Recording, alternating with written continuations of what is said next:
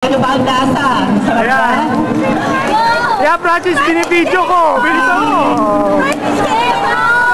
Okay, we have water here. We have water here. Francis! Francis, tubig! Tubig! Hindi niya na daw kailangan yan. Ang aming House of Pulpurutan po. Mabibili ko na po siya.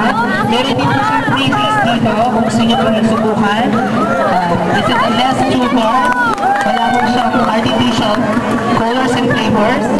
Okay lang, Francis. Ayan mga kaibigan, sino kaya ang nangunguna? Okay lang mag-aspirate, pare. Maraming doktor dito. Okay lang mag-aspirate. Si Ryan kaya, si Eva, Sir Romy, si Sir, mga kaibigan. Doktor na yan, hindi. Ano na kaya ang nandito kay Sir Romy? Sino kaya ang mananalo sa kanilang apat? Tatalo kaya ang bata sa matanda? Kaya mga kaibigan, habang nilulunok nila ang pulpuron, kaya nilalamnan nila ang sarap ng pulpuron. Ayan mga kaibigan, makikita natin ang bawat reaction ng kanilang mga mukha. Sila'y nag-i-enjoy sa pagkain ng pulpuron.